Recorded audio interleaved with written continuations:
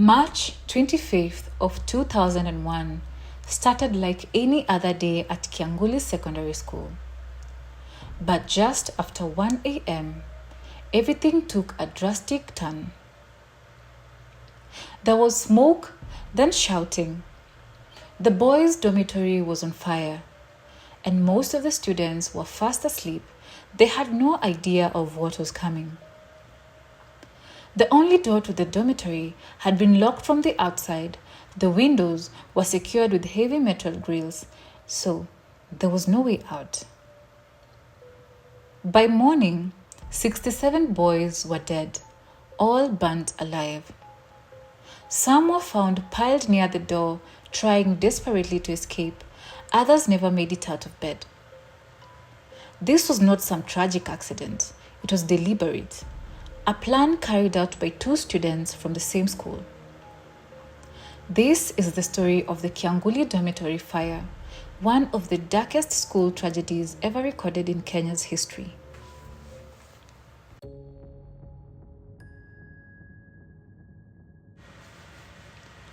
Welcome to Buried Voices, where we uncover true crime and mystery stories from Kenya and beyond. In every episode, we aim to deliver balanced and factual narratives while honoring the dignity of victims and respecting their loved ones. Please note, this story is based on publicly available reports, news coverage, witness account, court proceedings, and official investigations.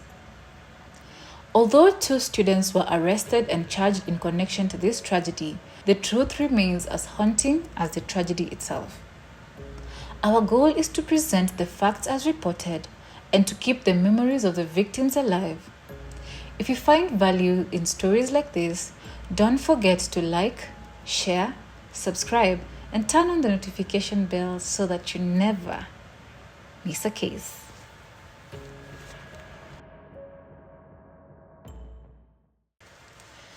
Kyanguli Secondary School was a government boys' boarding school that was located in Machakos County, which is about 50 kilometers from Nairobi.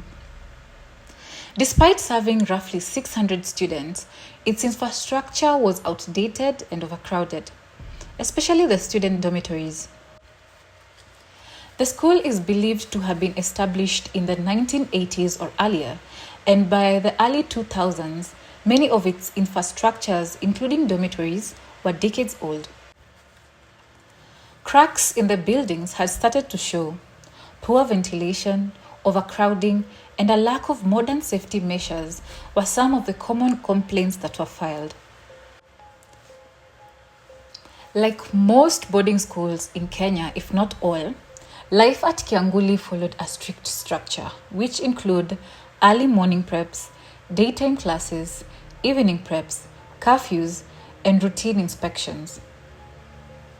One of the buildings, known as the upper house, was built to host fewer than 100 students but was frequently housing 130 boys or more aged between 14 to 20. The bunk beds were packed tightly and the corridors were really narrow. You could barely move freely. During the same period, discontent from the student had become visible. Permanent frustration over unpaid fees and a recent scandal where the previous KCSE exams results were cancelled due to cheating fueled their anger. Families and students painfully witnessed 4 years of effort erased with little to no explanation. There was a growing tension, although no one could talk about it openly.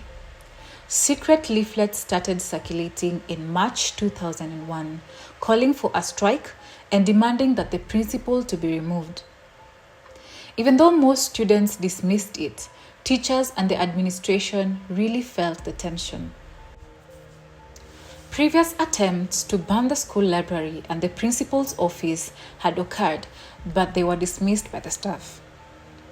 According to a witness statement by a survivor who was 16 years old at the time and was housed in a different dormitory, just 100 meters from the upper house, there was a misunderstanding between the students and the administration, and the students had held grudges.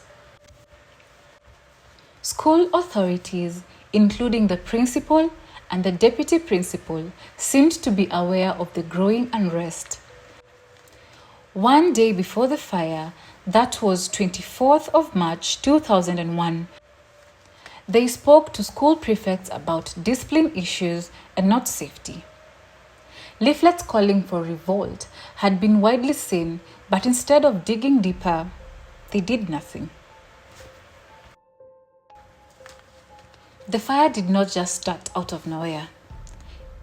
According to court records, 2 Form 3 students, one, Felix Mambo Ngumbao, who was 17 at the time, and Davis Onyango Opio, 16 at the time, came up with the horrific idea. They started talking in early March of 2001 about doing something serious to get back at the school. They were angry and frustrated, and they wanted to make a statement. They managed to convince other few students and raised 600 Kenyan shillings, which may not seem like much, but in a school where many students did not have basic items, that was a lot of money. On March 24th, most students went out for sports events. Felix and Davis, on the other side, used this opportunity to put their plan in motion. The duo sneaked out and went to a nearby petrol station in Machakos town.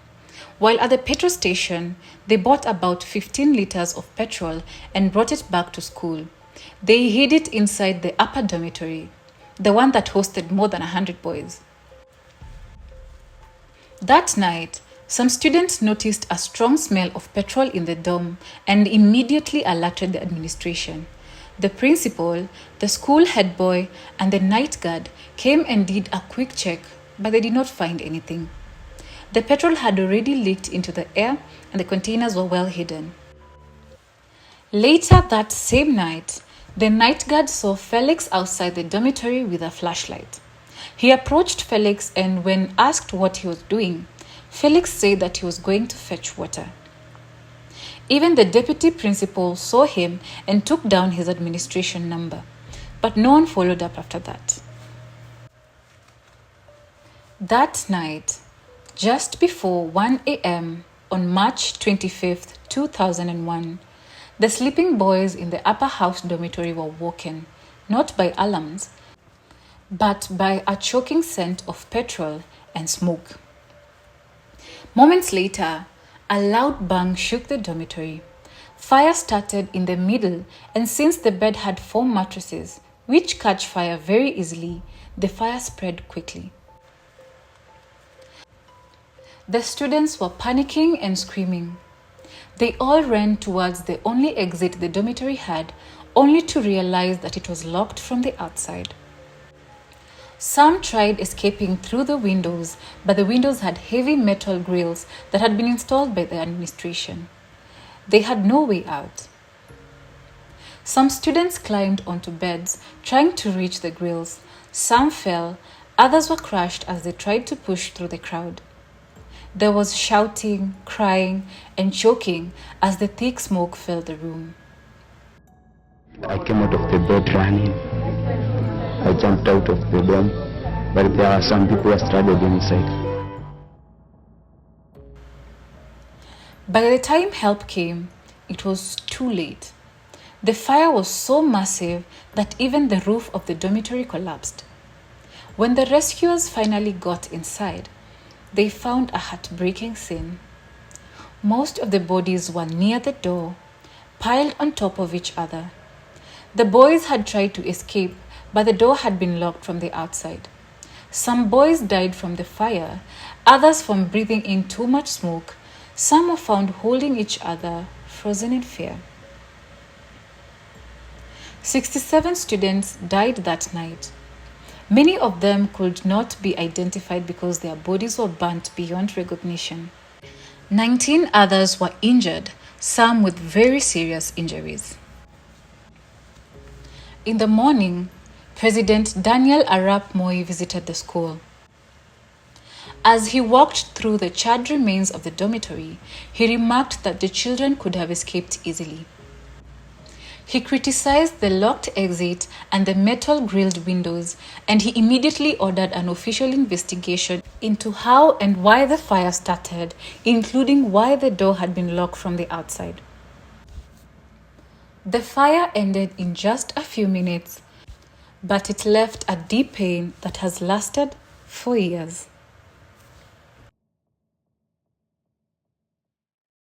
The news of the fire spread fast. By afternoon, the whole country had heard the shocking news. No one could believe that over 60 students had died in one night. At the school gate, there was a heartbreaking scene. Parents and relatives rushing in, hoping for good news. Some were crying, others just stood silently, not knowing what to do. Many still did not know if their children or child was alive or not. Inside the school, the scene was horrible. Investigators and police were going through the burnt dome. Everything was black: the beds, the clothes, the books, even the walls. Some items were gathered up to help identify the bodies, but it was not easy. Many of the bodies were burnt so badly that it was hard to tell who was who. Doctors carried out autopsy to find out how the boys died. The reports indicated that most had suffocated from the smoke way before the fire even got to them. Not long after, 2 students, Felix and David, were arrested. They were taken to court and charged with murder. In court, the 2 admitted that they had planned the fire. They said they were angry at the school and at how they were being treated. But whatever their reason, people were still shocked. Angry or not, how could they burn a dorm with their fellow students inside? Even with their confessions, many people still had questions. Why were earlier warnings not taken seriously? Why was there no emergency plan? Why were the dorms overcrowded? And why were the doors locked and the windows grilled? It felt like no one was prepared for something like this. The school had failed to protect its students, and it costed them 67 lives.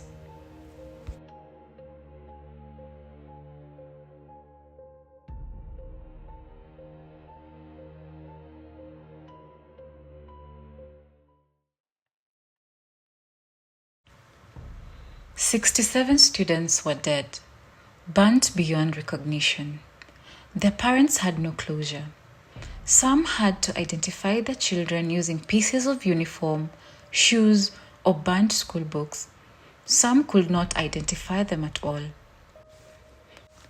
Days later, they were laid to rest together in a mass grave dug near the school grounds. A large trench lined with caskets, a collective burial for children who never got to say goodbye.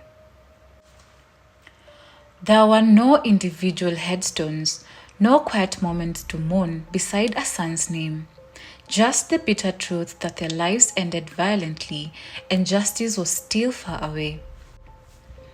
As the coffins were being lowered, the air was filled with wails and silence all at once. The parents were mourning, and the classmates, some still injured, stood in disbelief. 67 dreams buried in one pit, and with them, a piece of Kenya's soul.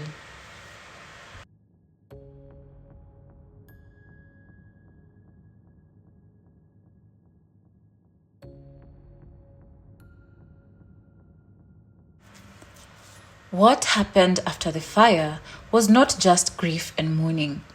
It was also a long, painful wait for justice. As the case quickly became national news, many people expected justice would be served. But the journey through the court system turned out to be anything but quick or simple. The trial dragged on for 15 years. Dozens of people were called to the witness stand, including the school night guard, several teachers, fellow students, and investigators. They all gave their accounts of what they saw or knew. Some said they had seen the boys behaving suspiciously, and others mentioned earlier threats of arson that had been ignored by the school administration. The prosecution argued that the fire was premeditated, and they claimed that the boys were angry and had intended to kill. The defense had a different story. They said Felix and Davis were being used as scapegoats. They were being blamed for something they did not do so that the school and the government would not have to take responsibility. They pointed out several flaws in the investigation, such as missing evidence and the fact that some of the confessions might have been made under pressure. As the years passed, many people lost hope that the truth will ever come out. Families of the victims sat through hearing after hearing, hoping for closure, but closure never came.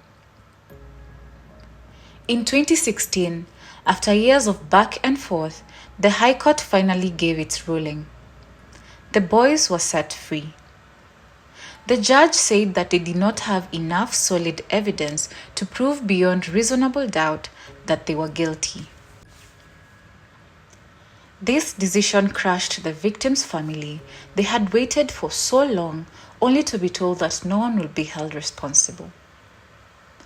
Many of them broke down in court. It felt like the lives of their children did not matter. They asked how 67 children can die and no one is punished. Even after the court case ended, the pain remained. The fire may have gone out that night in 2001, but for many families, especially the parents, the wound has never healed. And sometimes, in the quiet moments, the parents imagine what life might have been like if their children had survived. They imagine graduations, weddings, laughter in the house. They picture who their children would have been today. Young adults, now in their late 30s, building lives, starting families, and chasing their dreams. But instead, all those bright futures were lost in the flames. What remains are the photos, graves, and memories, and a deep ache that time has never been able to erase.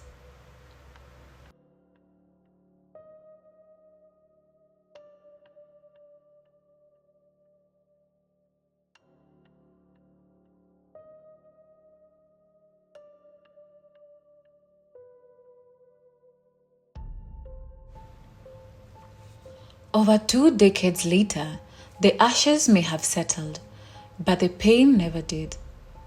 The grave remains a symbol, not just of death, but of failure. Failure to protect, failure to listen, and failure to act. 67 lives were lost, promising futures cut short, and for the families left behind, healing has been slow, if not impossible. 2 students were arrested. A court case followed, but in the end, no one was ever held accountable. So, the parents still live with questions of what their children could have become if that night ever happened. The silence around this case is louder than ever, and maybe it's time we all ask not just what happened, but why we allowed it to happen, and what has really changed since then, because forgetting is easy, but remembering is what honors the dead.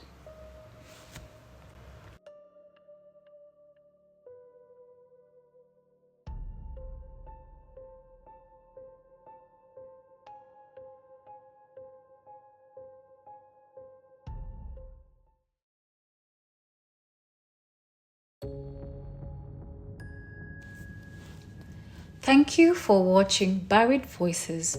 If you found this story powerful, remember to subscribe for more real Kenyan crime stories. Let us bring light to the untold. To all of you who have subscribed, watched, liked, and commented, thank you so much. Your support really means the world.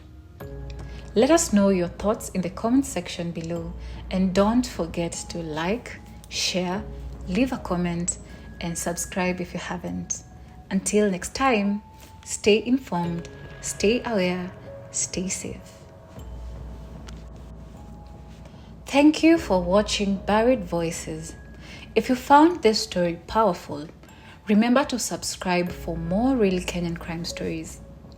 Let us bring light to the untold. To all of you who have subscribed, watched, liked, and commented, thank you so much. Your support really means the world. Let us know your thoughts in the comment section below. And don't forget to like, share, leave a comment, and subscribe if you haven't. Until next time, stay informed, stay aware, stay safe. To all of you who have subscribed, watched, liked, and commented, thank you so much. Your support means the world. Your support means the world. To everyone that has subscribed, watched, liked, and commented, thank you so much. Your support really means the world. Let us know your thoughts in the comment section below, and don't forget to like, share, leave a comment, and subscribe if you haven't. Until next time, stay informed, stay aware, stay safe.